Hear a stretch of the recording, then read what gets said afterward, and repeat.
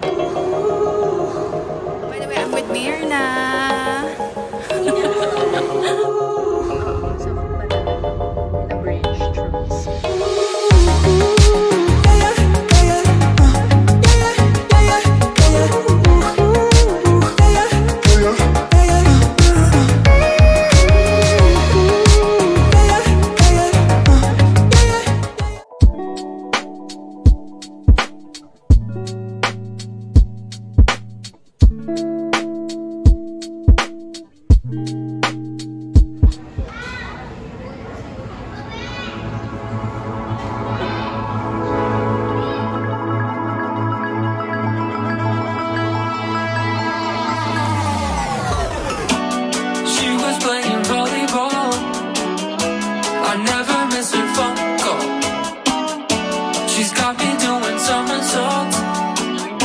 I swear to God, I think I found my heart full.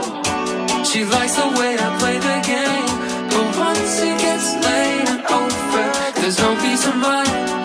Asking me why, I don't wanna lie. Hello guys! So after almost an hour of waiting at the immigration area, we finally were able to go out. Grabe, sobrang tagal ng immigration nila mga besh. So, right now, actually yung binook namin na airport transfer is already waiting for us. Pero mag-withdraw muna kami dahil wala kaming pera ni Mirna. By the way, I'm with Mirna. Sa ating adventures here in Danang. Oh, there. Hi.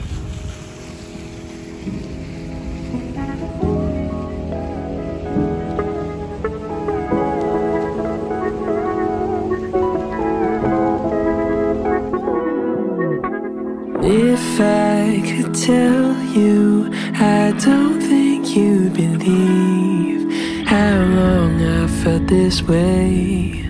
I'm begging you to stay. And if I could show you, I'd hope that you could see all the possibilities. There could be a place for you and me. And under the stars, you pack up your car, 'cause you're going far. So, we finally made it sa aming hotel room. So, magko-quick room tour lang tayo. Ito yung ating door. And then, meron tayo dito malaking cabinet. May mga hangers. Meron ding vault. Meron din silang libreng pachinelas. And then, this is the restroom. So, mamaya na dyan tayo sa restroom. And then, this is the room. We got the twin room. Meron siyang dalawang, in fairness dalawang, I think, full size bed. And then over here, meron tayong TV. Meron din tayong pa-kettle dito. May chips and noodles. Pero syempre hindi yan libre. And then we have a big mirror over here. Meron ding pa-blower si Mayor.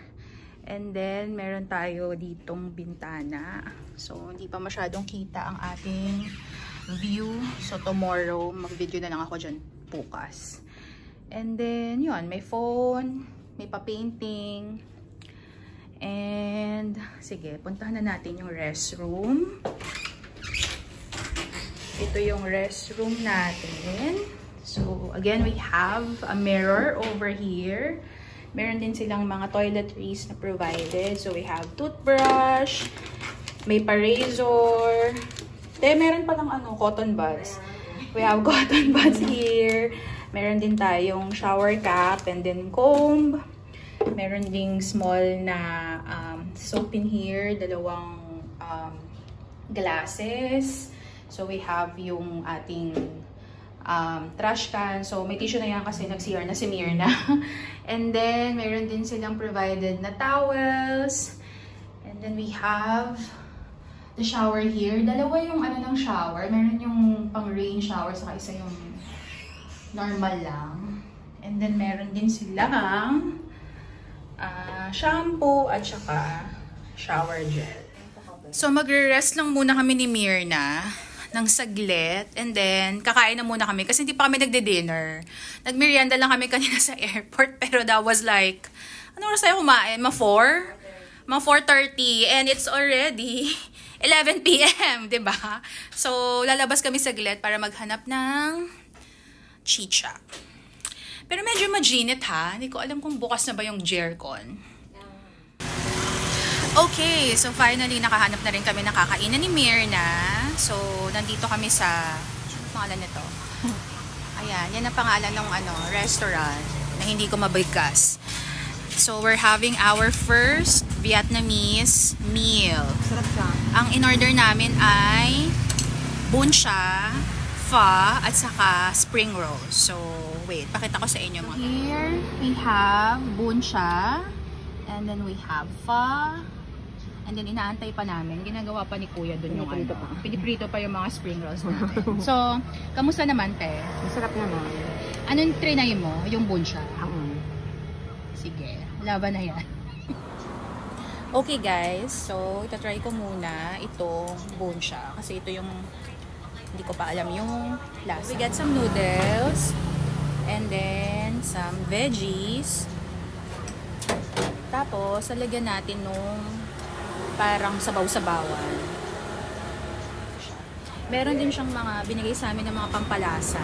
So, meron ditong garlic, chili, and then lime. So, nilagyan ko siya ng garlic. Tsaka lime. Pero gusto kong ilagay na chili itong sauce nila. Okay, taste test. Kuha tayo ng lahat. Hirap maging food vlogger ha.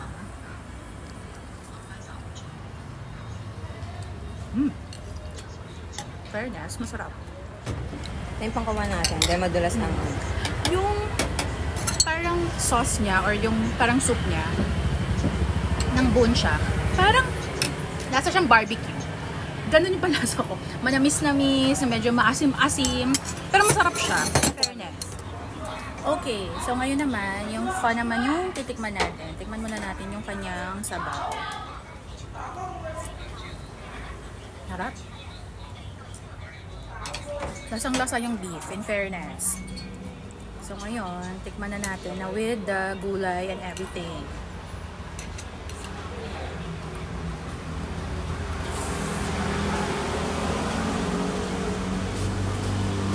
Where we eat. Ayan guys, masarap. Sarap yung food. Ayan, so balik na tayo sa hotel guys. Nakapag-shower na rin ako. So ngayon, mag-skincare na lang tayo. While I wrap this video up, bigyan ko lang kayo ng mga tips and mga bagay-bagay na nalaman namin dito sa first day namin in Da Nang. So yung una muna sa skincare ko ay magto-toner tayo. So transfer ko lang yung Hada Labo yung ginagamit ko ngayon guys. So lagay lang natin yan sa face natin. And of course, sa neck. Ito na yung favorite kong toner guys. Kasi malakas siyang maka-fresh. So anyway, so pagpunta sa Vietnam, requirements naman is just normal. We don't need visa. Filipino travelers do not need visa when going to Vietnam. So, kailangan lang syempre yung inyong passport na dapat at least valid for 6 months. And, syempre yung plane ticket nyo. And then additional documentation just in case lang nahanapin sa inyo ng immigration officer. So, kami ni Myrna, super fast lang din yung naging experience namin with the immigration officer. Ako personally, ang tinanong lang sa akin, walang hinanap sa akin na documents. Ang tinanong lang sa akin was, saan ako pupunta, anong gagawin ko doon. So, syempre sabi ko lang, papasyal, vacation. And then, tinanong din sa akin kailan ako babalik. So, sinabi ko lang din yung date ng pagbalik namin ng Manila. And tinanong din kung government employee daw ako. So, hindi naman ako government employee. Yun lang. So, super fast. Pero napansin namin, ang daming tao sa immigration kanina. Although mabilis lang naman siya. So, let's continue with our skincare muna habang dumadaldal ako. So, this is the serum that I'm currently using. This is the CeraVe Poreless White Glow Serum. So, yan. Yun yung ginagamit natin. So, lagay lang natin siya after ng ating toner. And then, spread nyo lang yun sa inyong face and sa inyong neck. Okay, so after immigration, then you just need to go to your boarding gate and then antayin nyo lang yung pag-alis. Yung travel to Da Nang, it's just around 3 hours. So, umalis kami sa Manila ng around 7:30. Nakarating kami dito. Actually, medyo delay pa nga ng konti kasi parang nagkaroon ng problema sa airport. Hindi agad nakalapag yung plane na sinasakyan namin. Pero super saglit lang din naman siya. Tapos, ang Vietnam is delayed sila ng 1 hour in Manila. So, kung baga, pag tinignan nyo yung ticket nyo, kunyari, nakalagay doon, dadating kayo ng 9. Pero technically, Philippine time, around 10 na yon. So, yun siya. And then, pagdating namin sa airport, doon kami natagalan kasi super tagal sa immigration. Hindi namin alam kung ano nangyayari. Ang bagal lang talaga nila. Super haba ng pila. Parang inabot yata kami doon ng mga 40 minutes, no? Oo, mga ganon. 40 minutes to 1 hour siguro kami nakatayo doon. Tapos sobrang tagal talaga. Anyway, continue ko lang ang aking skincare routine. So, next naman is ang ating night cream. Ang night cream na ginagamit ko ay Pond's. Alam niyo naman na I'm a Pond's girl. Ito talaga ang favorite ko na skincare na ginagamit. Lagi lang ako bumabalik sa Pond's. So, ayun na nga. Napaka-tagal. Tapos, wala naman ding tatanungin. Parang, check na lang yung passport mo, hindi ka naman nakakausapin. So, hindi ko rin alam kung bakit inabot siya ng super tagal. Also, napansin pala namin, may pa-fast track pala doon, mga beshi. Pwede kayong magpa-fast track, pero you have to pay. Nakakaloka, diba? So, ino-offer siya ng mga parang guards doon, or mga security. Magbabayad kayo ng tumataginting na $20. $20 dollars. So, kung ayaw nyong pumila at gusto nyong mabilis kayo, pwede nyo naman yung gawin. And then, after nun, pagkatapos naming matapos sa immigration, then if you have luggage, then kunin nyo na lang siya. So, paglabas nyo mismo ng immigration, makikita nyo naman agad na dun yung mga carousel. So, mabilis naman siya. And then, after nun, lumabas na kami at naghahanap kami ng ATM. So, base kasi sa research ko, ang pinaka maganda daw na ATM na gamitin nyo dito, yung pinaka mababa ang fees and maganda yung palitan is Agribank. Kaya lang, nung paglabas namin, wala. Ang nakita lang namin na ATM, hindi ko alam kung sa departure lang ba yun or baka hindi lang talaga namin alam kung nasaan. Pero ang nakita lang namin na ATM is HSBC, Cbank, at saka, ano nga yung isa? V something, yon. Basta parang VDIM, parang ganon. So, doon na ako nag-withdraw. Para lang at least may cash kami. And then mag-withdraw na lang kami sa city na lang. Maghahanap kami ng Agribank sa city. Kasi yun nga, mas maganda kasi yung fees doon. Ayun, and then, minute up na namin yung aming driver. And then, from the airport going to the hotel, saglit lang din, parang, base nga dun sa parang 30 minutes. Pero parang wala naman kaming 30 minutes na nag-travel. Siguro dahil din late na, medyo gabi na. Kasi dumating kami dito mga around 10, past 10 na kami nakaalis eh. So, yun, wala naman traffic. So, super smooth lang. Tapos, mabait din naman yung driver namin. In fairness, ang tagal na kami inantay kasi nga super tagal namin sa immigration. And also, ang tagal dahil nga naghahanap pa kami ng ATM. So, ayun. Binuko pala yun sa Klook. So, I will link yung, hindi pala sa Klook, sorry. Binook ko siya sa KKday. I will link sa description box ko if you guys want to use that. Mura lang yun. Parang nasa 400 lang siya. So, kung dalawa kayo o tatlo kayo, paghahatian nyo lang yung 400, diba? So, makakamura kayo from the airport to your hotel. Yung hotel pala namin is Greenery Hotel. So, nasa may nasa may beachside kami. Hindi kami sa may city. Although, malapit lang naman siya, para tatawid ka lang ng isang bridge eh. Parang ganun kasi siya sa map. So, mas pinili namin na dito sa may beachside kasi nga, syempre, gusto namin mag-swimming. So, pagtapos na yung mga tour namin, so yun na yung balak namin gawin ni Mirna, mag-swimming.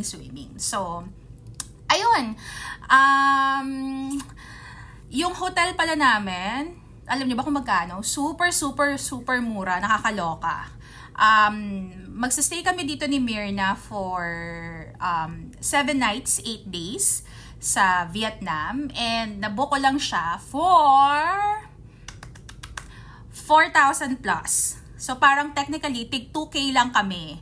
'Di ba? So sa 7 days, sa isang linggo namin pagsistay dito ni Mirna, 2,000 lang yung mabayaran namin sa aming hotel accommodation. So 'di ba? Super mura talaga. Okay naman yung room. Nung una medyo mainit, hindi ko alam kung dahil ba kasi mainit talaga sa Vietnam. Pero ngayon medyo malamig-lamig naman na siya. Pero yun, overall, good naman yung first day namin sa Vietnam, dito sa Da Nang. So tomorrow would be our first official day talaga, as in whole day. Tomorrow. So, bukas, medyo chill lang din ang aming itinerary. Magsi-city tour lang kami. Actually, DIY lang yun. Nag-research lang ako. So, yun. I will update you again tomorrow dahil kailangan na namin ng beauty rest. Until tomorrow. Bye, guys!